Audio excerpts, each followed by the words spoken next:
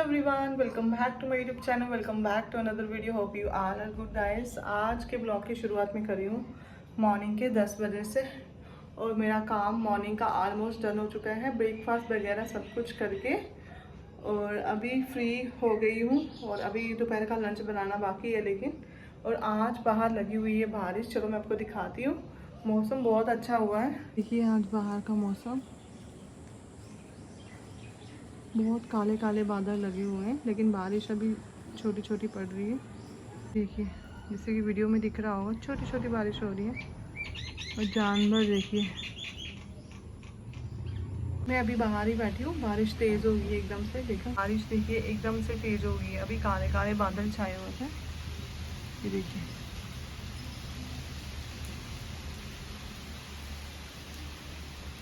तो गाइज़ यहाँ पे मैं करने लगी हूँ लंच की तैयारी। तो लंच में आज मैं बनाने जा रही हूँ पकोड़े की कड़ी। बारिश हो रही थी बाहर, तो सोचा कि आज कुछ कड़ी ही बनाती हूँ। तो मैंने यहाँ पे प्याज कट करके, बेसन और उसमें थोड़ा सा नमक और साथ में अजवाइन और मतलब साथ में पुदीना डाला है। तो पुदीना मैंने ड्राई करके घर से लाया हुआ था, तो वही पड़ा हुआ था, तो वही यूज़ कर रही हूँ यहाँ पे। यहाँ पे कड़ी पत्ता नहीं मिलता, और साथ में पुदीने के साथ फ्लेवर बहुत अच्छा आता है। कड़ी बनाने के लिए यहाँ पे मेरे पास लस्सी तो नहीं है, लेकिन दही से ही मैं बनाऊँगी। तो इसमें भी मैंने ऐड कर ली थी बेसन और साथ में सूखा हुआ पुदीना, और साथ में थोड़ी सी हल्दी, नमक और जो भी मसाले रहते हैं वो ऐड करे थे मैंने। तो इसको अच्छे से मिक्स कर लिया था, सारे मसाले जो भी डाले थे उनको भी, और साथ में पुदीना भी ऐड करा था मैं, जैसे कि मैंने आपको बता ही दिया पहले वीडियो में।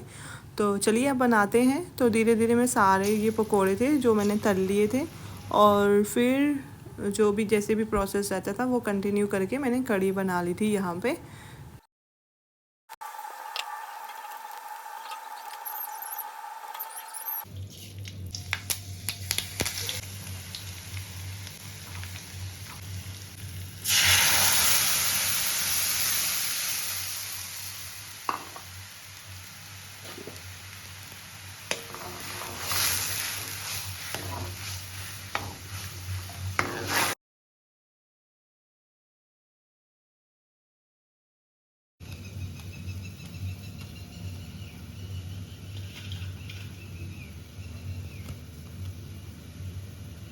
और फिर उसके बाद मेरा आ गया था पार्सल, जो कि मैंने मंगवा रखा था ट्राईपोड स्टैंड। तो वो आ गया था, और क्वालिटी वाइज बहुत अच्छा है, और मैंने ये फ्लिपकार्ट से ऑर्डर करा था। तो बस इसी को अरेंज कर रही थी, और तब तक कृति को मैंने बोला कि तू वहाँ पे खड़ा हो जा, तो मैं चेक भी कर लेती हूँ। तो ये चेक करने के बाद मैंने जो सब्ज़ी वगैरह लाई थी उसको भी रख दिया, और साथ में एक मक्की भी लाई थी। तो सोचा बारिश हो रही है बाहर, तो इसको भी मैं बना ही लेती हूँ, मतलब स्वीट कॉर्न जैसे बनाऊँगी। तो वो जो कि खाने में बहुत टेस्टी होते हैं, उसकी भी मैं आपके साथ रेसिपी शेयर कर दूँगी आगे। तो वैसे अगर आप खाओगे तो बहुत ही टेस्टी होते हैं गाइस। और मैंने सारी सब्जियां जो भी लाई थी तो वो सारी चेक करके अच्छे से धुल के मैंने फ्रिज में लगा दी थी। तो अब मैं बनाने जा रही हूँ स्वीट कॉर्न, और चलिए कैसे बनाती हूँ तो देखिए आप वीडियो में।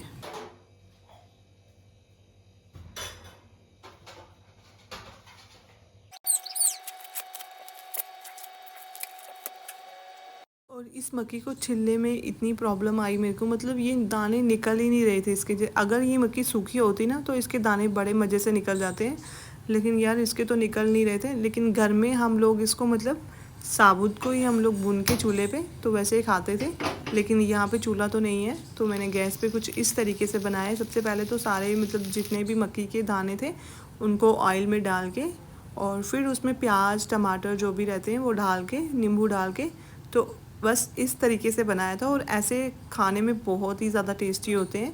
मैंने भी ये फ़र्स्ट टाइम ट्राई किया है, लेकिन बहुत मज़े के होते हैं। तो यहाँ पे मैं और कृति बैठ के खा रहे हैं। सो गाइस लंच वगैरह करने के बाद हम लोग सो गए थे थोड़ी देर के लिए, और मैंने लंच का वीडियो नहीं बताया क्योंकि ये बार बार टोकते रहते हैं कि तू हमेशा लंच दिखाती रहती है, ऐसा नहीं करना चाहिए। तो कभी कभार मैं दिखा देती हूँ, कभी कभार नहीं दिखाती, क्योंकि मेरा काम है तो मुझे ये दिखाना भी चाहिए। और उसके बाद अभी मैं आपसे डायरेक्ट मिल रही हूँ शाम के टाइम। और आज तो हस्बैंड बोलने लगे कि आज चाय नहीं पियेंगे, तो मैंने सोचा कि आज कुछ और ट्राई करती हूँ। तो मैंने यहाँ पे एक मैगी ले ली थी, और उसके बनाने लगी हूँ यहाँ पे पकोड़े। तो सारी वेजिटेबल्स जो थी सारी क्या थी मेरे पास, मैंने प्याज टमाटर ही यूज़ किया है यहाँ पे, और साथ में हरी मिर्च और साथ में जिंजर। तो इन सब के बीच में मैंने ऐड करा था थोड़ा सा बेसन। आप चाहो तो इसमें कॉर्नफ्लोर भी यूज़ कर सकते हो। कॉर्नफ्लोर से ज़्यादा क्रिस्पी रहते हैं, लेकिन ये बेसन से भी बहुत ज़्यादा क्रिस्पी बनते हैं। तो मैं यहाँ पे बेसन के साथ ही बना रही हूँ। तो साथ में धनिया पत्ती, हल्दी वगैरह, नमक डाल के इसको अच्छे से मिक्स कर लेंगे। और मैगी को हमें हाफ़ कुक करना है, और कुक करने के बाद थोड़ा सा ठंडा करके इस सारे मिक्सचर को आपस में मिक्स करके तो छोटी छोटी शेप देनी है। आप चाहो तो गोल आकार की भी दे सकते हो, चाहे तो आप कबाब की तरह भी इसे बना सकते हो। मैंने तो ऐसे ही आज फ़र्स्ट टाइम ट्राई कर रही हूँ। जो भी चीज़ मैं करती हूँ फ़र्स्ट टाइम ट्राई, तो मैं वीडियो ज़रूर बनाती हूँ। तो मैंने इस तरह की शेप दी थी, और फिर इसको हमने फ्राई करना है। तो फ्राई करने के बाद जो ये बने थे गाइस टेस्टी, इतने अच्छे कि मतलब मैगी क्या, मैगी से ज़्यादा ये टेस्टी लग रहे थे, बहुत ही ज़्यादा टेस्टी। यहाँ पे केचप और साथ में ग्रीन चिली सॉस के साथ हमने ये खाए थे। तो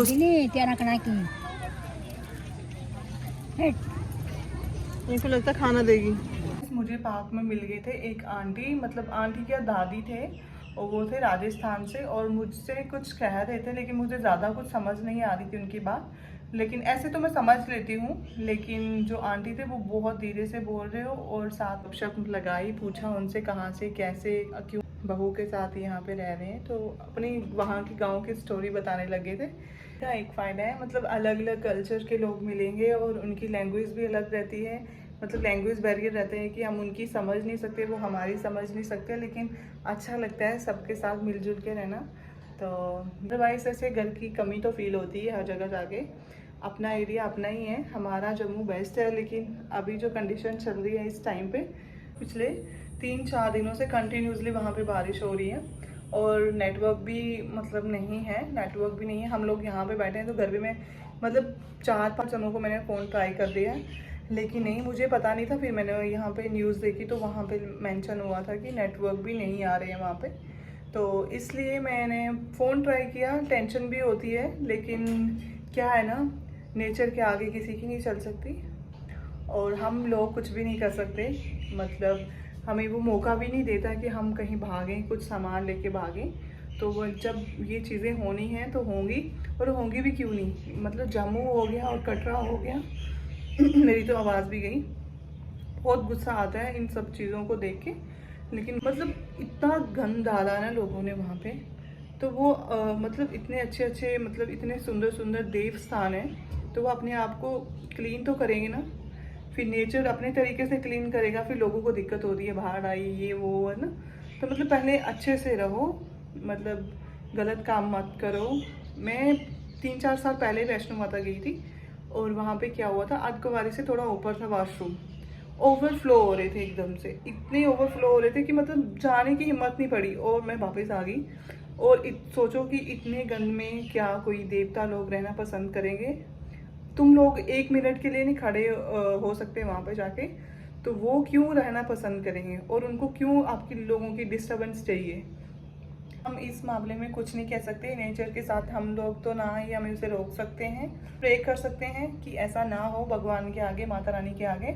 और जो भी लोग उस मतलब लैंडस्लाइड में जितने भी लोगों की डेथ हुई, और उनकी आत्मा को शांति मिले, वो सब देख रहा है, और वो अपने तरीके से हिसाब भी ले रहा है। तो चलिए, आज की वीडियो में इतना ही था, ज़्यादा नहीं बोलूँगी इस बारे में, सब लोग समझते हैं इस बात को।